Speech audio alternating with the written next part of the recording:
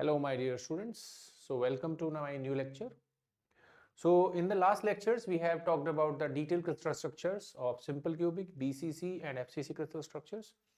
In this lecture we are going to talk about hexagonal close packed crystal structure, HCP जिसको बोलते हैं short में. ठीक है, तो HCP क्रिस्टल स्ट्रक्चर को अंडरस्टैंड करने के लिए सबसे पहले हमें देखना होगा कि इसका लैटिस किस टाइप का होता है. जैसे कि हमने पढ़ा था कि 3 डायमेंशनल क्रिस्टल सिस्टम में there are 14 types of space lattices और ब्रावे लैटिसेस. ओके, तो हमें देखना होगा कि हेक्सागोनल क्लोज पैक्ड नाम का कोई लैटिस है क्या.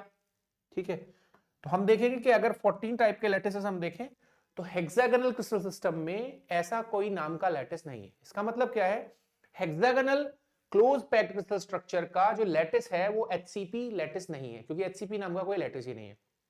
ओके, तो इसका जो लैटिस होता है वो कौन सा होता है, इसका जो लैटिस होता है वो होता है सिंपल हेक्सागोनल लैटिस. इसके लैटिस का नाम क्या है, सिंपल हेक्सागोनल लैटिस नाम है.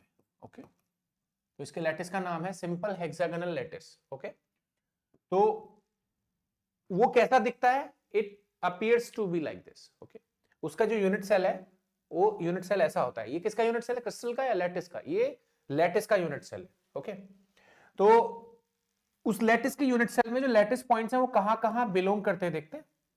तो lattice points belong to corners.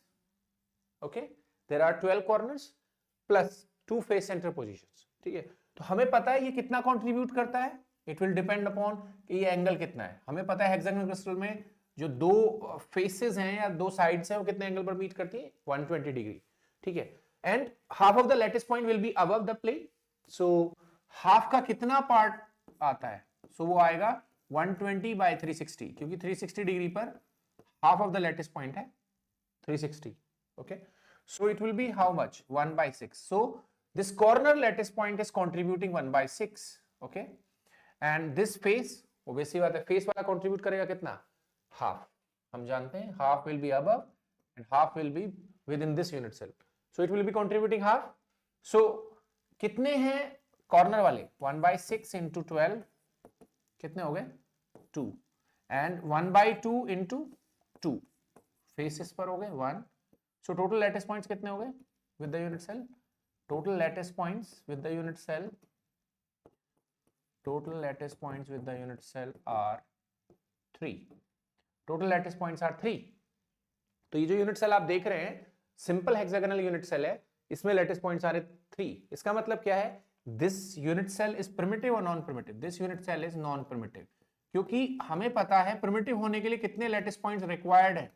Primitive के लिए एटम नहीं, लैटिस पॉइंट 1 रिक्वायर्ड है, चाहे वो कहीं भी बिलोंग करता हो. Okay, effective lattice point must be 1. Okay, so इसका मतलब ये नॉन प्रिमिटिव यूनिट सेल है. बट इसका प्रिमिटिव यूनिट सेल कैसा होगा, अगर आप इस यूनिट सेल को 3 इक्वल पार्ट्स में ब्रेक कर देते. कैसे करेंगे भाई, आप यहां से रेफरेंस लीजिए, क्या करिए, एक यहां से लिया तो एक को छोड़ दीजिए यहां से और यहां से. अब कितने इक्वल पार्ट्स हो गए इसके, we have divided this hexagon into 3 equal parts. तो आप उसको क्या करेंगे, नीचे की तरफ ड्रॉ करेंगे. ओके, वहां भी सेम वर्क करेंगे. तो क्या हो गया, now this unit cell is divided into 3 equal parts. हर एक पार्ट क्या होगा, each part will act as primitive unit cell, primitive primitive and primitive. Okay, I hope you understood it. Okay, तो जो एचसीपी क्रिस्टल स्ट्रक्चर है उसका lattice कौन सा है, सिंपल हेक्सागोनल लैटिस. ओके, ये जो यूनिट सेल आप देख रहे हैं इसको क्या बोलते हैं, it is basically conventional unit cell. ये यूनिट सेल कौन सी है, कन्वेंशनल या प्रिमिटिव, ये है कन्वेंशनल. तो कन्वेंशनल यूनिट सेल जो है वो क्या है, conventional unit cell is primitive और non primitive, conventional unit cell is non primitive unit cell. Okay, ठीक है, आगे चलते हैं. अब आप हेक्सागोनल सिंपल हेक्सागोनल लैटिस से hexagonal close packed crystal structure कैसे बनाएंगे. ठीक है, तो उसके लिए हमें क्या करना पड़ता है, हमें पता है कि कोई भी अगर लैटिस है, लैटिस से हमें क्रिस्टल बनाना है तो we need to put basis. Okay, basis होती है ग्रुप, एटम्स का ग्रुप. ओके, तो इसमें बेसिस कितने एटम्स की होगी, ठीक है, basis will be of 2 atoms. तो हम बेसिकली क्या करेंगे, 2 एटम्स की बेसिस पुट करेंगे. ठीक है, तो अगर आप रेफरेंस के लिए इस एटम को देखते हैं, ग्रीन वाला जो एटम है इसको रेफरेंस के लिए देखिए. ओके, तो हमें क्या करना है, अगर हम इसको जो हेक्सागन देख रहे हैं आप, ये क्रिस्टल, ये बेसिकली HCP क्रिस्टल की यूनिट सेल है। पीछे जो हम देख रहे थे वो क्या था, वो हेक्सागनल, सिंपल हेक्सागनल लैटिस की यूनिट सेल थी, और ये क्रिस्टल की यूनिट सेल है। इसमें और उसमें क्या फर्क है आप देख सकते हैं, ये 6 कॉर्नर पर लैटिस पॉइंट थे, वहां ऊपर के 6 कॉर्नर पर लैटिस पॉइंट थे, और फेसेस पर भी लैटिस पॉइंट्स थे। कहां कहां लैटिस पॉइंट नहीं थे, व्हाट इज एक्स्ट्रा, एक्स्ट्रा दिख रहे हैं आपके 3 जो येलो कलर के एटम्स हैं, गोल्डन कलर के एटम्स हैं, वो वाले एटम्स लैटिस पॉइंट जैसे नहीं दिख रहे हैं यहां पे, है ना। ओके, तो इसका मतलब क्या है, जो 3 येलो कलर के एटम्स हैं वो कहीं ना कहीं क्या है, इन्हीं एटम्स के साथ अटैच होकर बेसिस फॉर्म कर रहे हैं। तो इसलिए क्या आप यहां पर बेसिस कितने एटम्स की होगी, 2 एटम्स की। ओके, तो अगर हम देखें इसको थोड़ा क्लोजली तो क्या है, ये जो एटम है और ये वाला जो एटम है वो मिलके क्या बना रहे हैं, they are making a basis. Okay, ये एटम और ये एटम क्या बना रहे हैं, मतलब बेसिस बना रहे हैं। बेसिस कितने एटम्स की है, 2 एटम्स की। तो बेसिकली अगर मैं क्या करता हूं, एक सिंगल एटम ना लेकर बेसिस में, मैं एक डंबल टाइप के 2 एटम्स का कॉम्बिनेशन लेता हूं, तो मुझे हर जगह ये डंबल पुट करना है। ओके, 2 एटम्स का कॉम्बिनेशन है ना, तो लैटिस पॉइंट यहां हो गया, तो इसके साथ ये अटैच्ड एटम है तो यहां आ जाएगा। ओके, वैसे ही क्या, इसके साथ वाला जो अटैच्ड एटम है वो यहां दिखाई देगा आपको, इसके साथ वाला अटैच्ड एटम आपको यहां दिखाई देगा। ठीक है, और बाकी सब जो बचे उन सब के एटम्स इससे बाहर निकल जाएंगे।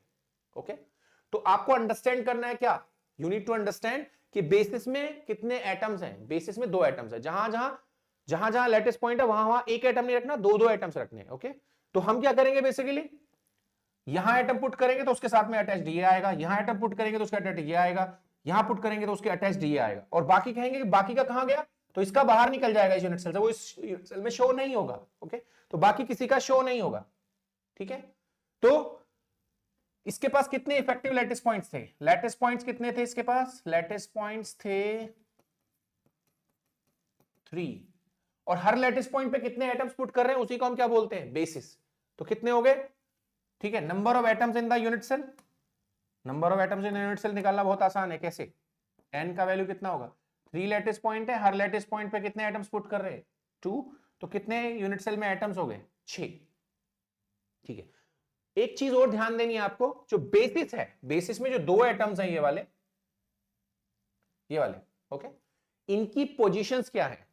ठीक है, ये दोनों क्या कर रहे हैं, सेम लैटिस पॉइंट को शेयर कर रहे हैं। ओके, ये मैं बात बता चुका हूं आपको पहले, एक से ज्यादा एटम्स हो तो कैसे पुट किए जाते हैं, पहले पिछले लेक्चर्स में देख लीजिएगा। ओके, तो हाँ, ये दोनों एटम्स क्या कर रहे हैं, एक ही लैटिस पॉइंट को शेयर कर रहे हैं, तो जो बेसिस के दोनों एटम्स हैं उनकी पोजीशंस क्या है ये आपको ध्यान में रखनी है। ठीक है, तो अगर मैं कहता हूं इसकी पोजीशन क्या है, इसकी पोजीशन है 0 0 0, ओके, तो उसके रेस्पेक्ट में इसकी पोजीशन क्या होगी, इसकी पोजीशन होगी 2/3 1/3 1/2। ओके, तो बेसिस में जो 2 एटम्स हैं उनकी पोजीशन क्या होगी, 0 0 0, और दूसरे की क्या होगी 2/3 1/3 1/2। पोजीशंस जरूर ध्यान रखनी है आपको। ओके, अब ये बेसिकली हम जानते हैं जो हेक्सागोनल क्रिस्टल होता है उसमें क्या कंडीशंस फॉलो होती हैं, हमें इसके एबीसी का पता कैसे लगाना है, ये ए हो गया अगर, तो 120 डिग्री पर इस तरफ क्या होगा बी, और इस तरफ क्या होगा, दोनों से 90 डिग्री पर, ठीक है, इट विल बी सी, क्योंकि हमें पता है कंडीशंस क्या होती हैं, conditions are a equal to b but not equal to c, c different होता है और उनके बीच का अल्फा बीटा 90 होता है और गामा कितना होता है 120 डिग्री होता है। ओके, ये बेसिक प्रॉपर्टी है किसी हेक्सागोनल क्रिस्टल की। ओके, तो हमें क्या डेटा ध्यान में रखना है, कितने एटम्स होते हैं एचसीपी क्रिस्टल, कितने एटम्स होते हैं बेसिस में एचसीपी की, होते हैं 2, यानी कि हर लैटिस पॉइंट पर कितने एटम्स रख रहे हैं 2। ठीक है, और कितने इफेक्टिव एटम्स हैं उसकी यूनिट सेल में, कन्वेंशनल यूनिट सेल में 6। यहां से काउंटिंग कैसे आएगी, ये तो मैंने किसकी हेल्प से कराई, 3 लैटिस पॉइंट है, हर लैटिस पॉइंट पे 2 एटम्स पुट कर रहे हो तो कितने टोटल एटम्स हुए 6। अब यहां कैसे काउंटिंग होगी, हमें पता है ये जो ऊपर के 6 हैं, ओके, वो कितना कंट्रीब्यूशन कर रहे हैं 1/6, और ये नीचे रेड जो 6 हैं वो भी कितना कर रहे हैं 1/6, तो ऐसे कितने हैं 12, कितने एटम्स हुए 2। ओके, ये फेस वाले कितना कर रहे हैं, फेस वाले कंट्रीब्यूट कर रहे हैं जैसे पिछली बार किया था 1/2 into 2 1। What about these yellow color atoms और golden color atoms? These are basically contributing full, ये पूरा contribute कर रहा है ये वाला एटम, ये भी और ये भी, तो कितना हो गया 1 from 3 atoms, कितने हो गए 3, टोटल मिलाएंगे तो कितना होगा 2 + 1 + 3, number of atoms in the unit cell will be 6। But अगर एग्जामिनर पूछता है कि number of atoms in the primitive unit cell of HCP, तो आप क्या आंसर देंगे? हमें पता है number of atoms in the basis and number of atoms in primitive cell same होते हैं या नहीं? Number of atoms in primitive cell are same. Okay, तो कितने होंगे? 2। जितने एटम्स बेसिस में होते हैं उतने एटम्स प्रिमिटिव यूनिट सेल में भी होते हैं। आई hope you understood the data. ठीक है, तो अब ये यूनिट सेल बनती कैसे है? ठीक है, तो हमें पता है सिंपल हेक्सागोनल लैटिस ऐसा होता है, उसमें 2 एटम्स की बेसिस पुट करते हैं किन पोजीशंस पे? एक इस पे एटम और एक इस पे, तो हमें क्या मिल जाता है? HCP crystal structure. अब ये जनरेट कैसे होता है वो देखते हैं। ठीक है, तो किसी भी क्रिस्टल को बनाने के लिए हमें क्या करना होगा? किसी भी 3 डायमेंशनल क्रिस्टल को बनाने के लिए पहले हमें एटम्स की एक लाइन लेनी पड़ेगी। We need to take a line of atoms. ठीक है, तो हमने एक एटम्स में पीरियोडिकली एक लाइन ली एटम्स की जो पीरियोडिकली अरेंज्ड है। ठीक है, अब क्या करना पड़ेगा? अगर आपको लाइन से प्लेन बनाना है तो आपको क्या करना पड़ेगा? इसके साइड में नीचे एक लाइन पुट करनी होगी। ओके, अब लाइन कहां पुट करनी है? You need to put line जहां वो एटम्स ज्वाइन कर रहे हैं। ठीक है, उनकी लाइन जो एटम्स ज्वाइन कर रहे हैं वहां से। ठीक है, तो नेक्स्ट लेयर के जो एटम्स है, जो नेक्स्ट लाइन के जो एटम्स है बेसिकली, उनका सेंटर यहां पे आना चाहिए। ओके, तो वो किस तरह दिखेगा? It will look like this. Okay, तो ये जो इनका ज्वाइनिंग पॉइंट था, तो इसका सेंटर कहां है नेक्स्ट एटम का? उसके बिल्कुल नीचे। तो ये भी एक लाइन है पीरियोडिकली अरेंज्ड, ऊपर भी एक लाइन है। ओके, तो तीसरी लाइन कहां है? ऑब्वियसली बात है, कहां? जो इनका जो ज्वाइनिंग का पॉइंट है उसके जस्ट नीचे उसका सेंटर होगा। ओके, तो it will look like this. ठीक है, तो यहां पर हमने क्या किया? I am showing only 3 lines, उतना मेरे लिए सफिशिएंट है। ठीक है, तो 3 लाइन क्या बना रही? 3 lines together are making a plane. तो ये क्या बन गया? प्लेन। इसको हमने क्या नाम दिया? इस प्लेन को we are calling it a plane. हमने इसको कोई नाम दे दिया ए प्लेन। ओके, ठीक है, अब ये कैसा प्लेन है? This is a close packed plane. क्योंकि ये कैसा स्ट्रक्चर है? ये है हेक्सागोनल का क्लोज पैक्ड स्ट्रक्चर, तो उसका जो प्लेन होगा वो क्या होगा? This will be a close packed plane. ठीक है, तो क्लोज पैक्ड प्लेन में अगर हम किसी भी एटम को रेफरेंस मानते हैं, किसी को भी इसको मान लो रेफरेंस, तो इसके कितने नियरेस्ट नेबर्स हैं जो टच कर रहे हैं इसको? 1 2 3 4 5 6। सो कितने नियरेस्ट नेबर्स हैं? 6। ठीक है, तो इसलिए किसी भी क्लोज पैक्ड प्लेन में कितने नियरेस्ट नेबर्स होते हैं? प्लेन में, 3D स्ट्रक्चर में नहीं, प्लेन में, 2D स्ट्रक्चर में कितने होते हैं? 6। Coordination number is 6। Number of nearest neighbours या कोऑर्डिनेशन नंबर एक ही बात होती है। और ये कौन सा प्लेन है? इस प्लेन की आइडेंटिटी क्या है? We will call it either HKL क्या होंगे उसके 001, या HKIL क्या होंगे? Miller Bravais indices. 0001 plane HCP का होगा। अब दूसरा कौन क्लोज पैक्ड स्ट्रक्चर होता है? FCC, face centred cubic crystal structure is also close packed. तो उसका कौन सा प्लेन होता है? ये FCC का 111। तो या तो HCP का 0001 या FCC का 111 plane will be close packed plane. उसमें कोऑर्डिनेशन नंबर कितना होगा? 6। That you should remember. और इस प्लेन को हम क्या कॉल कर रहे हैं? ए प्लेन। ठीक है, अब जरा देखो, जो हमारी यूनिट सेल है यहां पे, जो हमारी यूनिट सेल है ये वाली, ओके, इसमें ये एटम कितने से सराउंडेड आप देख सकते हैं? This is surrounded by 6 atoms in the plane. Okay, तो ये जो हेक्सागन है क्या बनाएगा यहां पे? ये एटम्स इसके सराउंडिंग में they will make a hexagon. Okay, वही हेक्सागन मैं बना रहा हूं यहां पे। ये लुक एट दिस। तो बेसिकली जो सेंट्रल एटम है, हमारा जो सेंट्रल एटम है ये वाला atom, this is a reference atom. Okay, इसके सराउंडिंग में कितने एटम्स हैं? 6। अब हम देखेंगे, अब हमें क्या पुट करना है? We need to put another layer above it. तो ये कौन सी लेयर है? A layer. ए के ऊपर हमें क्या पुट करना है? बी टाइप की लेयर पुट करनी है, अनदर सेकंड लेयर। ठीक है, तो हमारे पास कितने वॉइड्स हैं? We can check how many voids we have. Voids, voids किसको कहते हैं? जो खाली जगह रह जाती है ना एटम्स के बीच में। एटम कैसे एक्ट कर रहा है? Atom in this 3D crystal structure will act as sphere, hard sphere. Okay, atom क्या है यहां पे? Atom is a hard sphere. Atom is a hard sphere. Okay, तो यहां पर क्या है? एटम्स के बीच में जो जगह खाली रह जाती है उसको हम क्या बोलते हैं? We call it void. तो हम इसको क्या कह रहे हैं? We are calling it void. तो वॉइड, अब वॉइड ना बहुत तरह के होते हैं, उसके बारे में बाद में करेंगे। ठीक है, बट हम यहां पर आप चेक करें, इस हेक्सागन में कितने वॉइड्स हैं? 1 2 3 4 5 6। There are 6 voids. Okay, now if you roll a ball, hard sphere को रोल कराएं इसके ऊपर, तो क्या होगा? बेसिकली बॉल कहां रुकेगी, इस स्फीयर के सेंटर के ऊपर या इस वॉइड के सेंटर के ऊपर। तो ऑब्वियस सी बात है, अगर हम रोल कराएंगे तो स्टेबिलिटी कहां पर फॉर्म करेगी वो बॉल, वो यहां वॉइड पर आकर रुकेगी। ओके, अब आप देख सकते हैं ये वॉइड्स एक लाइन में है, ये वाले वॉइड्स एक लाइन में है, उससे नेक्स्ट लाइन में कौन सा वॉइड्स है, ये वाले वॉइड्स है। ओके, अब हम इसके ऊपर सेकंड लेयर चढ़ाएंगे। ठीक है, तो बेसिकली क्या है, वॉइड के सेंटर के ऊपर हम एक नेक्स्ट लेयर रखेंगे एटम्स की, किस तरह, इस तरह। ओके, ये जो सेकंड लेयर है वो भी बिल्कुल फर्स्ट लेयर जैसी ही है, बट उसका जो सेंटर है एटम्स का वो थोड़ा सा खिसका हुआ है। Okay, it is slightly shifted. ठीक है, तो कहां शिफ्टेड है देख लेते हैं। आप देख रहे हैं जो पहली लाइन हमने शो करी थी ना, ये उस वॉइड के सेंटर के ऊपर रखे हुए। ओके, नाउ जो सेकंड वॉइड का जो सेकंड लाइन थी ना ये वॉइड्स की, उस पे आप एटम पुट नहीं कर सकते। क्यों? क्योंकि वहां इतनी जगह नहीं है, क्योंकि ये जो एटम्स है सारे क्या है, all atoms are of same size. तो आप ये जो सेकंड लेयर है ना वॉइड्स की, उसके ऊपर एटम्स पुट नहीं कर सकते। तो आप कहां पुट करेंगे, नेक्स्ट थर्ड लेयर में। ओके, यहां पुट करेंगे। ठीक है, तो इससे आप इसको देखिए, सिर्फ लुक एट दिस, इस हेक्सागन को देखिए। आप देख सकते हैं इस हेक्सागन में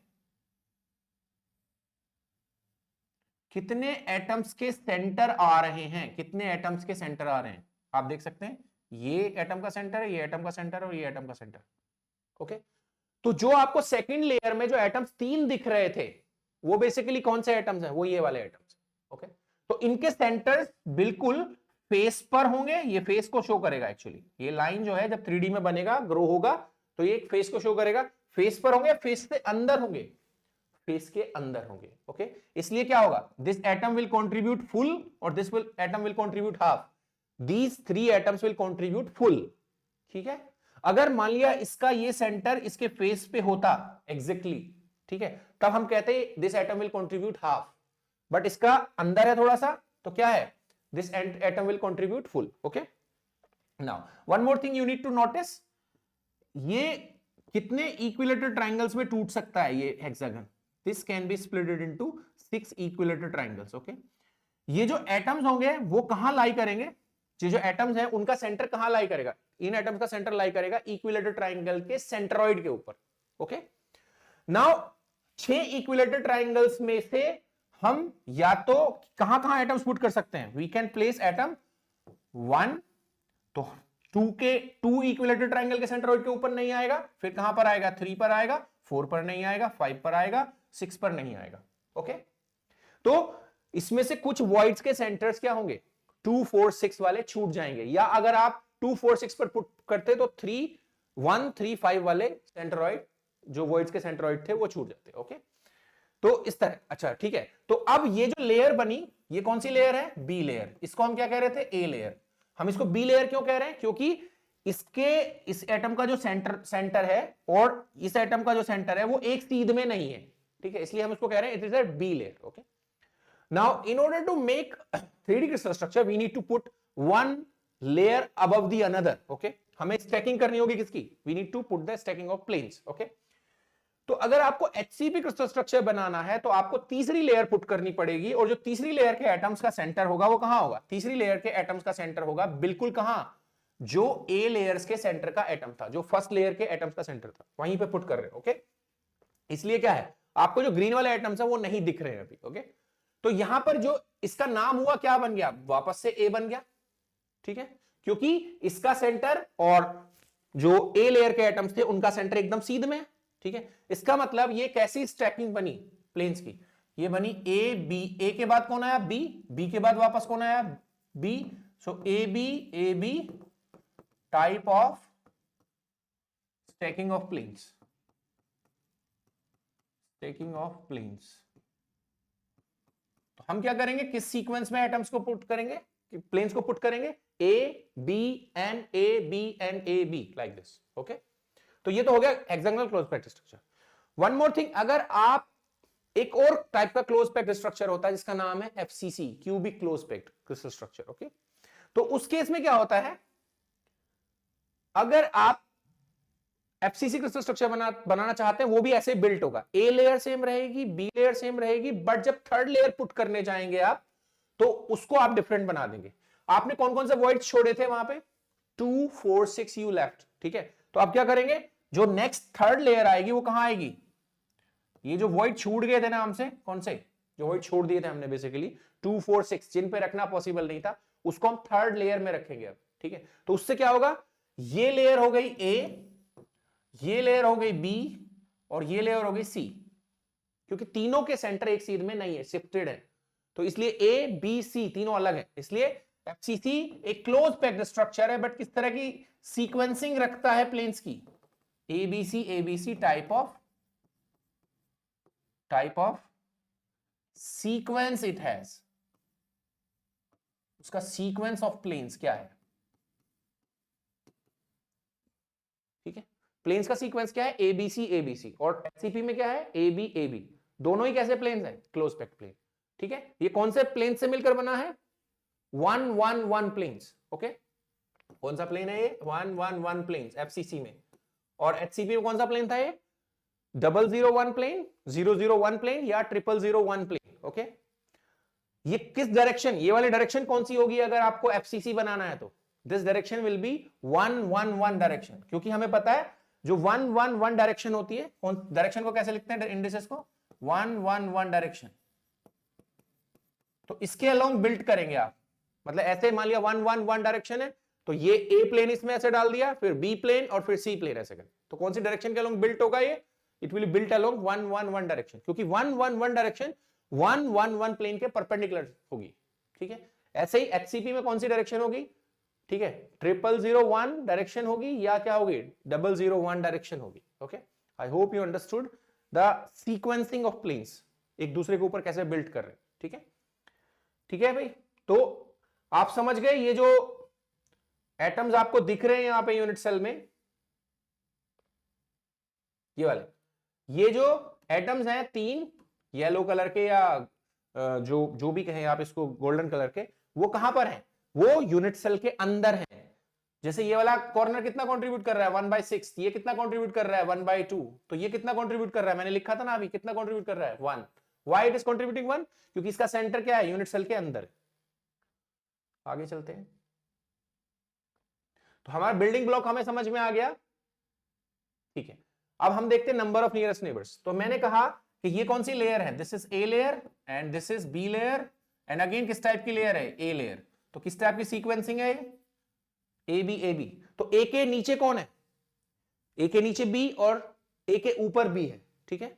अब आप देख सकते हैं क्या, ये वाले जो 3 एटम्स हैं, ये जो 3 एटम्स हैं ये, ठीक है, ये कहां सपोर्ट ले रहे हैं actually, where they are getting the support.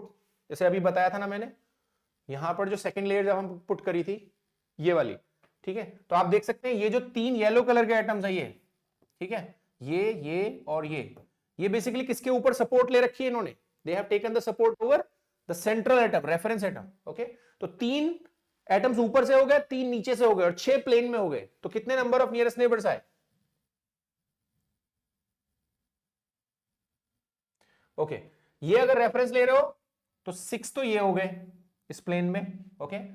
3 ये वाले भी नियरेस्ट नेबर्स हैं इसके, और 3 नीचे वाले नियरेस्ट नेबर्स हैं। तो कितने नियरेस्ट नेबर्स हो गए, नंबर ऑफ कोऑर्डिनेशन नंबर कितना हो गया जिनसे वो बॉन्ड बनाता है, 12, ठीक है। 3 from the above, 3 from the below and 6 in the plane, okay.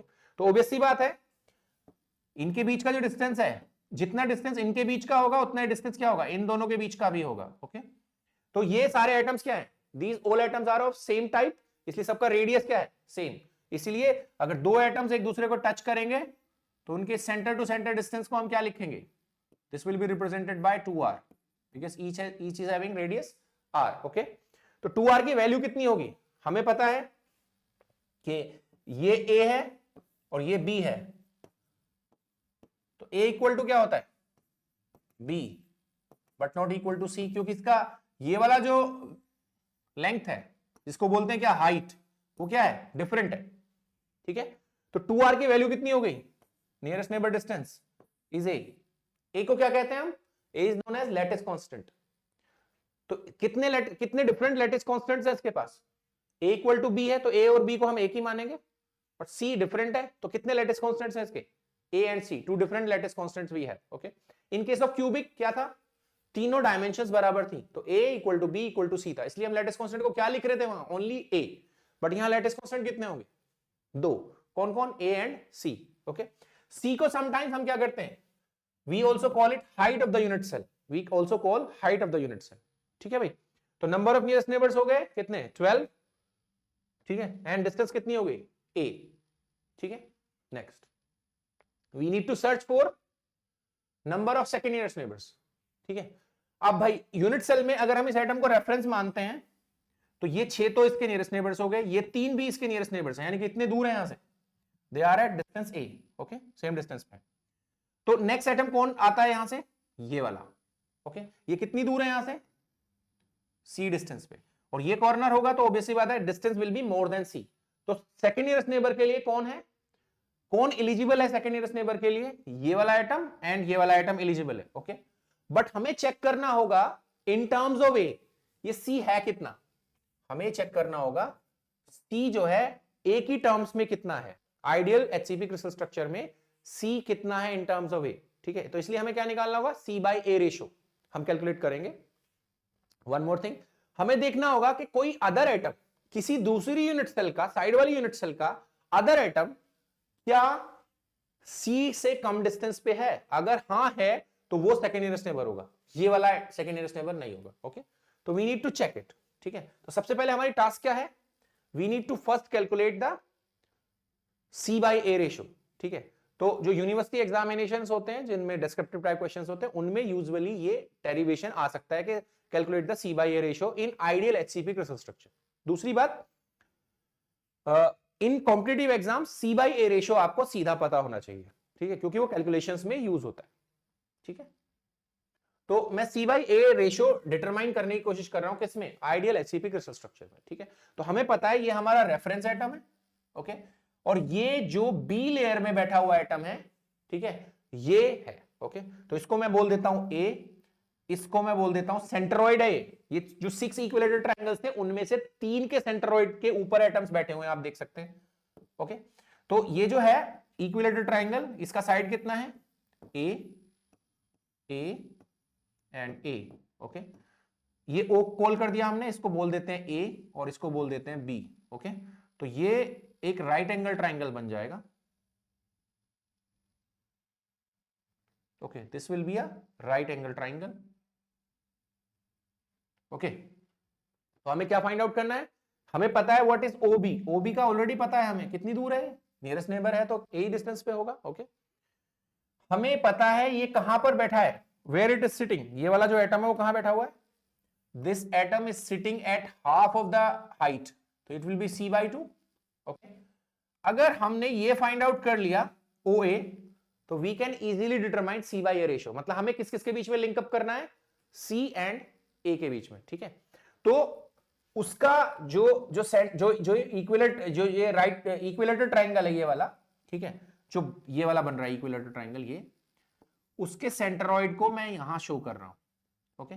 तो ये क्या हो गया हमारा O पॉइंट, और सेंट्रोइड कहां होगा, यहां, ये A पॉइंट।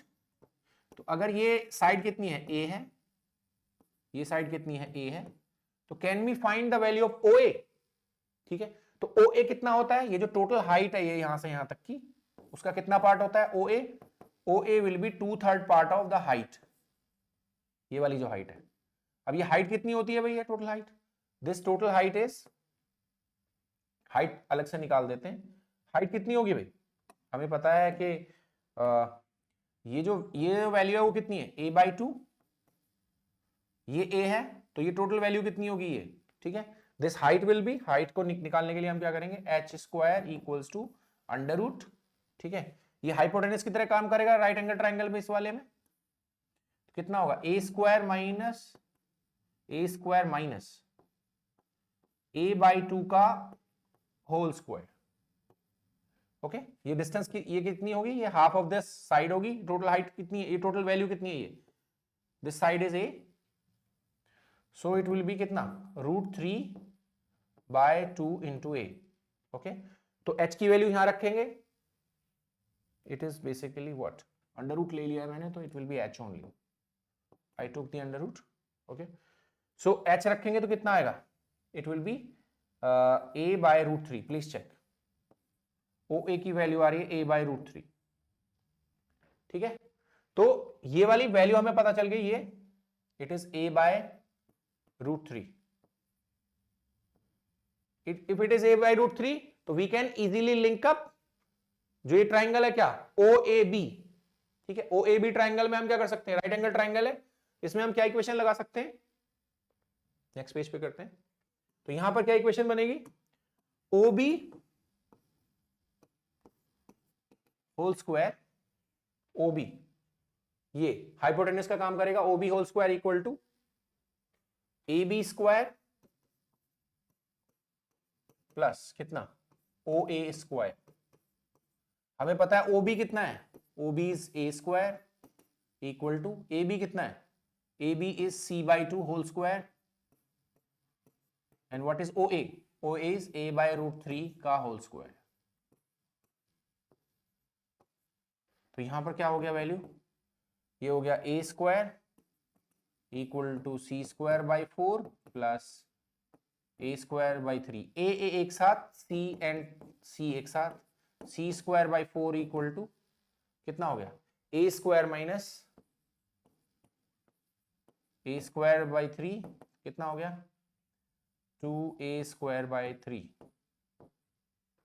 ओके, सो यहां से क्या बन गया, C square by A square equal to कितना 8 by three, implies that what is C by A ratio in HCP crystal, ideal HCP crystal is root 8 by 3, root 8 by 3 का जो value आता है वो आता है 1.633। ओके, तो you need to remember this data as well as you need to solve it in case of university examination, ठीक है। तो C by A ratio कितना हो गया 1.66, ठीक है, रूट 8 by 3 या 1.633 होता है, ठीक है, आइडियल एचसीपी क्रिस्टल स्ट्रक्चर में, ठीक है। तो ये डेटा आपको पता होना चाहिए। तो अब हमें सर्च करना है कि सी का वैल्यू कितना आया, सी का वैल्यू आ गया कितना, सी का वैल्यू है 1.633A। अब देखना है कोई इससे पास होता है क्या, जो नियरेस्ट नेबर है वो तो ए पर है, तो उससे नेक्स्ट जस्ट यही आता है या इसके बीच में भी कोई आता है, that we need to search. Okay, तो फॉर योर काइंड इंफॉर्मेशन मैं बता देता हूं, इसके बीच में भी एक डिस्टेंस आएगी, ठीक है। जो इसके साथ में जो यूनिट सेल है, एडजेसेंट यूनिट सेल है, उसका जो बी लेयर का एटम होता है, ठीक है, वो इससे कम डिस्टेंस पे आता है, इसलिए वो सेकंड नियरेस्ट नेबर बनेगा, ठीक है। तो उसको अंडरस्टैंड करते हैं वो कौन सा एटम है, ठीक है। चलिए, तो ये एक साइड में यूनिट सेल है, ठीक है, उसको लिया हुआ है, ठीक है। तो आप देख सकते हैं क्या, ये हमारा जो यूनिट सेल था जिसके साथ हम काम कर रहे थे वो, और उसके साइड में एक यूनिट सेल रखी गई है, उसको दिखाया गया है, ठीक है। तो इस जो इसका इक्विलेटरल ट्रायंगल था ना ये वाला, उसके सेंट्रोइड पे तो ये येलो वाला कलर का एटम बैठा हुआ है, ओके, जो हमारा नियरेस्ट नेबर था, ओके। और ये जो रेड कलर का एटम है यहां पे जो शो किया हुआ है, वो कौन सा एटम है, वो जो साइड में यूनिट सेल है उसके कहां पे, उसका जो वो बनेगा, जो इक्विलेटरल ट्रायंगल बनेगा उसके सेंट्रोइड पे पड़ेगा, ओके। तो ये इसका जो बेसिकली हमने किया था ना 1 3 5, ठीक है, तो ये उसमें लेट्स से 1 पे है, ठीक है। तो जो 2 वाला है या 4 वाला है या 6 वाला है, उस पे हम एटम नहीं रख पा रहे थे, तो जो साइड वाली यूनिट सेल होगी उसमें हम वो एटम रख पाएंगे, ठीक है। कैसे, जरा देखो ध्यान से, यहां पे प्लीज अंडरस्टैंड दिस। ये हमारा रेफरेंस एटम है नीचे की लेयर में ग्रीन, हम क्या कह रहे हैं, हम इस वॉइड पे एटम रख पा रहे हैं, इस वॉइड पे एटम रख पा रहे हैं, इस वॉइड पे एटम रख पा रहे हैं, हम इस वॉइड पे इस यूनिट सेल में एटम नहीं रख पा रहे हैं, ओके। इसका मतलब क्या है, हम उससे जो अगली यूनिट सेल होगी ना साइड में, वहां एटम रख पाएंगे, ओके। यानी कि ये जो साइड में यूनिट सेल है उसका जो बी लेयर का एटम है उसकी बात कर रहे हैं हम, ओके। तो हमें देखना होगा वो बेसिकली ऐसे तिरछा होगा ऐसे, तो कितनी दूर रखा हुआ है वहां से, ओके। तो इसका आप समझिए, ये सेकंड नियरेस्ट नेबर बनने जा रहा है इसका, ये कौन है, जो 3 हमने सेकंड बी लेयर में एटम्स रखे हैं इसी यूनिट सेल में, ठीक है, उनमें जो वॉइड छूट गए थे 2 4 6, तो 2 के लेट्स से 2 है, 2 नंबर का वॉइड है, उसके सामने जो एटम होगा सेकंड यूनिट सेल में, वो वाला एटम हमें चेक करना कितनी दूर है, ठीक है। तो देखते हैं जरा, लुक एट दिस डायग्राम, ठीक है। ये दो unit cells side by side रखी गई है। इसमें अगर हम इसको रेफरेंस मानते हैं तो उसका ये वाला जो एटम है ये इसका फर्स्ट नियरेस्ट नेबर है, तो यानी कि कितनी दूर है यहां से, ए डिस्टेंस दूर है। ओके, ये कौन सा है, अगर आप इस ट्रायंगल के सेंट्रॉइड के ऊपर रख रहे हो तो इस वाले पे नहीं रख पाओगे, नहीं रख पाओगे तो जो साइड में यूनिट सेल है उसका जो सेंट्रॉइड, उसका जो इक्विलेटरल ट्रायंगल है उसके सेंट्रॉइड पे ये एटम आ सकता है। ओके, तो हमें कौन सी डिस्टेंस फाइंड आउट करनी है, we need to find out this distance, हमें ये डिस्टेंस फाइंड आउट करनी है। कौन सी, ये वाली, ये। तो again I am marking is a O, this as a, this as b. ये पिछले वाले से अलग है भाई, पता चला उसी को मान रहे हो, ओ ए उतना ही जितना पहले था, नहीं नहीं ऐसा नहीं है, ठीक है, ये नया पैटर्न है। तो आप चाहो तो मैं इसको आई कैन मेक इट, अगर आपको समझने में कुछ दिक्कत हो रही है तो I can make it P Q. Okay, इसको ओ ले लो, इसको ले लो पी, इसको ले लो क्यू। ओके, सो हमें पता है, ठीक है, ये डिस्टेंस कितनी है, ओपी। ओपी क्या होगा, अगर आप क्या कर रहे हैं, you are saying that we are taking this as reference, आप इसको रेफरेंस ले रहे हो, ठीक है, आप इसको अगर ले रहे हो ओ मैंने मार्क कर दिया, अच्छा चलो जिसको भी ले रहे हो, ठीक है, ओ तो यहां पर होगा, ठीक है, हमने एक्चुअली वो वाला लिया था, ब्लू वाला, तो ब्लू वाला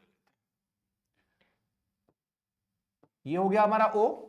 तो ये जो पी है वो पॉइंट कहां है, पी पॉइंट है यहां, इसका सेंट्रोइड, अगली यूनिट सेल के ट्राइंगल का सेंट्रोइड। ओके, इसको हमने क्या बोला है, ओ पी। ओके, तो हमें ओपी की वैल्यू निकालनी है। ओपी की वैल्यू निकालने के लिए हमें पता होना चाहिए ये हाइट कितनी है, व्हाट इज दिस हाइट, हमें पता है ये हाइट कितनी आती है, अभी निकाली थी पीछे, √3/2a। ओके, और ये जो पॉइंट यहां से यहां तक की जो डिस्टेंस है वो कितनी है, हाइट का कितना पार्ट है, h/3, ये कितनी है, h/3। ओके, क्योंकि ये जो वैल्यू होगी ना इसकी हाइट की भी वो सेम होगी, तो ये टोटल वैल्यू कितनी हो गई, h ऊपर यहां से यहां तक का डिस्टेंस h और ये h/3, तो कितनी होगी भाई, h + h/3, h + h/3 कितनी होगी, 4h/3। h की वैल्यू पुट करो इसमें, ठीक है, तो हमारी जो OP वैल्यू आ गई, मैं उसको यहां लिख रहा हूं, OP वैल्यू जो है वो है 4h/3, h की वैल्यू पुट करो 4/3 इंटू √3/2 a। ओके, तो 2 से 2 कैंसिल करेंगे, कितना आएगा, 2/√3 इंटू a, किसकी वैल्यू आ गई है, OP की, यहां से यहां तक की वैल्यू हमें पता चल गई। ओके, नाउ हमें इसकी वैल्यू पता है ऑलरेडी कितनी, इट इज c/2, क्योंकि फर्स्ट लेयर का मतलब बेसिकली क्या है, फर्स्ट यूनिट सेल में जो बी लेयर का एटम है वो c/2 पे होगा, तो साइड वाला भी c/2 पे होगा, ठीक है। c/2 की वैल्यू कितनी आती है इन टर्म्स ऑफ ए, हमें पता है c की वैल्यू कितनी है भाई, c की वैल्यू है इट इज 1/2, c की वैल्यू है √8/3 इंटू ए। तो √8/3 की वैल्यू कितनी होगी, √8 की वैल्यू होती है 2√2, 2 कैंसिल कर दो, कितना हो गया, 2/√3 इंटू ए, c/t की वैल्यू। ओके, तो यहां पे मैं लिख देता हूं PQ की वैल्यू कितनी है, PQ की वैल्यू है √2/3 इंटू ए। ओके, तो हमें किसकी वैल्यू चाहिए, we need OQ value, OQ। Okay, तो OQ में लगा दो आप, पाइथागोरस लगा दो, ठीक है, तो क्या होगा, OQ का स्क्वायर, जो इक्वेशन बनेगी वो बनेगी OQ का स्क्वायर इक्वल टू OP का स्क्वायर प्लस PQ का स्क्वायर, रख देते हैं value. OP what is OP का वैल्यू है, इसका स्क्वायर कर देते हैं सीधे, 4/3a, स्क्वायर करने पे 4/3a स्क्वायर प्लस PQ का वैल्यू था √2/3 इंटू ए, तो उसका स्क्वायर सीधे सीधे कितना हो जाएगा, 2/3a स्क्वायर, दोनों का डिनोमिनेटर सेम है तो कितने आ जाएगी वैल्यू, 6a² 3। अगर आप अंडर रूट लेंगे तो कितना आएगा, OQ will be it is basically 2a², इसको 2a² लिख देते हैं पहले, तो कितना हो जाएगा, √2a। ओके, √2 का वैल्यू आपको पता है 1.41 इंटू ए, तो सेकेंड नियरेस्ट नेबर डिस्टेंस, हमें सी का वैल्यू कितना मिल रहा था, सी का वैल्यू था 1.633 इंटू ए, सी का वैल्यू इतना था। कौन कम है, मतलब सेकेंड नियरेस्ट नेबर होने के लिए कौन एलिजिबल है, सी पर बैठा हुआ एटम या 1.41 ए पर बैठा हुआ एटम, √2 ए पर बैठा हुआ एटम। तो ऑब्वियसली बात है दिस इज लेसर देन सी, इसलिए सेकेंड नियरेस्ट नेबर कौन होगा, सेकेंड यूनिट सेल का कौन सा वाला एटम, ये वाला एटम, ठीक है, ये होगा सेकेंड नियरेस्ट नेबर। तो सेकेंड नियरेस्ट नेबर डिस्टेंस कितनी हुई, सेकेंड नियरेस्ट नेबर डिस्टेंस हुई कौन कितनी, वहां भर देते हैं डेटा में, second nearest neighbour distance, nearest neighbour थे ये, तो सेकेंड नियरेस्ट नेबर डिस्टेंस का डेटा कहां भरना था, यहां पे, yes. Second nearest neighbour distance कितनी हुई, it is √2a, please remember it. Number कितना है इनका, नंबर देख लेते हैं, नंबर कैसे पता करेंगे, लुक एट दिस, ठीक है, ये एटम कहां मिल रहा है आपको, you are finding this atom where, you are finding this atom यहां पे, यहां मिल रहा है ना, ठीक है। तो अगर यहां मिल रहा है यानी कि 2 वॉइड के सामने, तो फिर कहां मिलेगा, 4 वॉइड के सामने, 5 छोड़ो फिर कहां मिलेगा, नीचे इस वॉइड के सामने, ओके। तो इसका मतलब क्या हुआ, 3 जो एटम्स हैं ऊपर की तरफ, एक इधर तो एक इधर और तो एक इधर, ऐसे तो 3 ही कहां होंगे, नीचे। तो टोटल कितने होंगे, 3 अपर प्लेन में और 3 लोअर प्लेन में। तो how many second nearest neighbours are there in case of HCP, in case of HCP we have 6 second nearest neighbors, okay। तो अगर आपने कहीं पर कोई डेटा पढ़ा है ऑलरेडी तो वो, ठीक है, आप देखेंगे कि वो सही हो भी सकता है इससे पहले या नहीं भी हो सकता है, ठीक है। तो करेक्ट क्या है, सेकेंड नियरेस्ट नेबर्स कितने हैं इन केस ऑफ HCP, 6, और डिस्टेंस कितनी है, √2a, ठीक है। Now will move to the third one, number of third nearest neighbours. तो C/A रेशियो जरूर ध्यान रखिएगा, ठीक है। सेकेंड नियरेस्ट नेबर्स का कैलकुलेशन कर लिया हमने, move to third nearest neighbours, okay. Third निकालना बहुत आसान है भाई, थर्ड तो हमें साफ साफ दिख रहा है, ठीक है, इसको आप रेफरेंस मानिए।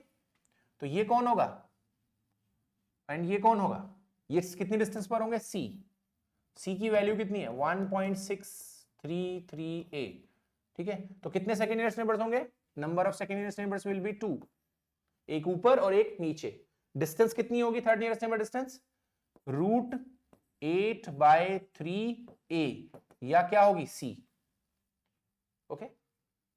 तो that data you need to remember.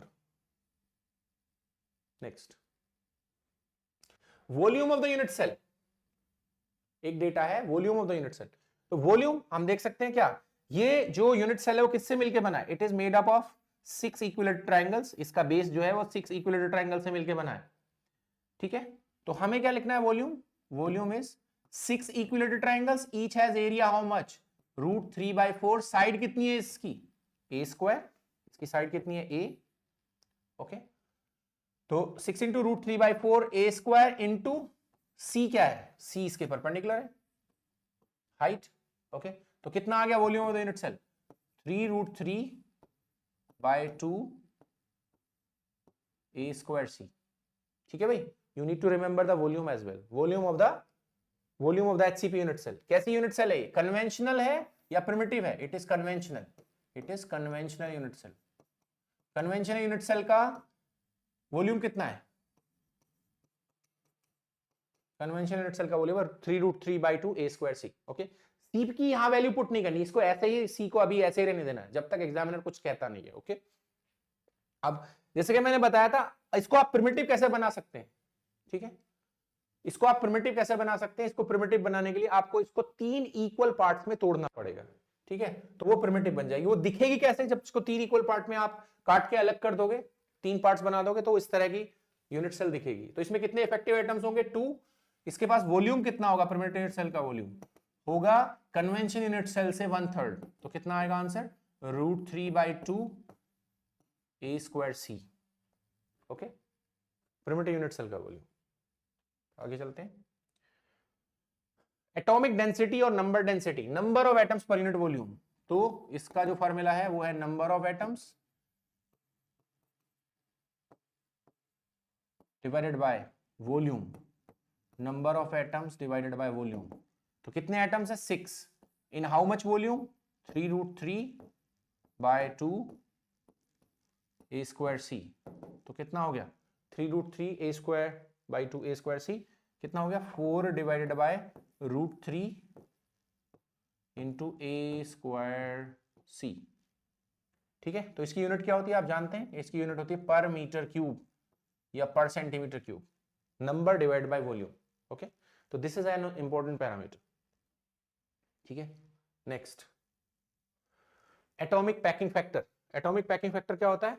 Atomic packing factor is volume of the atoms in the unit cell divide by volume of the unit cell. तो कितने एटम्स हैं? देयर आर 6 एटम्स, हर एक का शेप क्या है? Sphere. मैंने बताया था 3D में एटम कैसे बिहेव करता है, एक हार्ड स्फीयर की तरह। यूनिट सेल का वॉल्यूम कितना है? 3√3 by 2 A square C. Okay, इसको थोड़ा सा सिंप्लीफाई कर लेते हैं एपीएफ के लिए। सी का वैल्यू पुट कर दीजिए। ठीक है, तो कितना हो गया 8, यहां से कैंसिल करेंगे, इसको यहां से कैंसिल करेंगे, तो कितना हो गया 2, 4 इंटू 2 8, ये 2 और ऊपर चला गया, कितना हो गया? ये हो गया 16 pi r cube divided by कितना 3√3 ए स्क्वायर को अभी ऐसे रहने दो, सी को चेंज करो, सी को चेंज करके क्या लिखेंगे √8/3 into A. Okay, so √3 will be cancelled. Okay, हमें पता है ए किसके बराबर है? 2r इक्वल्स टू ए। अभी पीछे लिखा था ना कि nearest neighbour distance 2r is a, तो ए की जगह लिख देंगे 2r। ठीक है, तो ये हो जाएगा 16 pi r cube by 3। Okay, √8 को हम क्या लिख सकते हैं? √8 can be written as 2√2। Okay, और ए क्यूब हो गया a square into a cube, a cube मतलब 2r का होल क्यूब।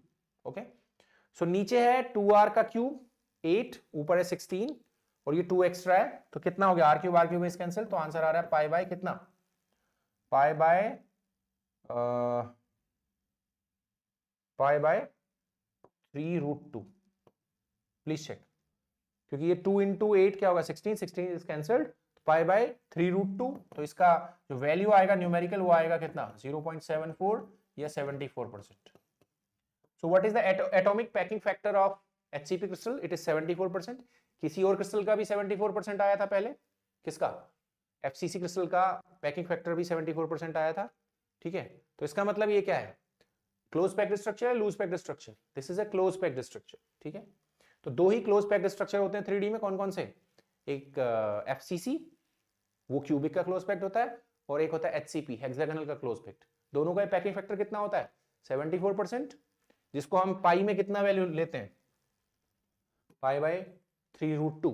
ओके, और कोऑर्डिनेशन नंबर कितना होता है जब भी क्लोज पैक्ड स्ट्रक्चर होता है? Coordination number is 12। ठीक है, तो दोनों में सेम होता है FCC और इसमें। पैकिंग कैसी होगी? Close packed structure. Okay,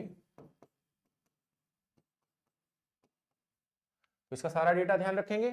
examples, तो जो डाइवैलेंट मेटल्स होती हैं बेरिलियम, मैग्नीशियम, जिंक, वो कौन से स्ट्रक्चर में क्रिस्टलाइज होती हैं? HCP क्रिस्टल स्ट्रक्चर में। ठीक है, तो आई hope you understood the HCP crystal structure in detail. ठीक है, कोई कंफ्यूजन हो तो कमेंट में पूछिएगा। ठीक है, so please share, like and subscribe. Thank you so much.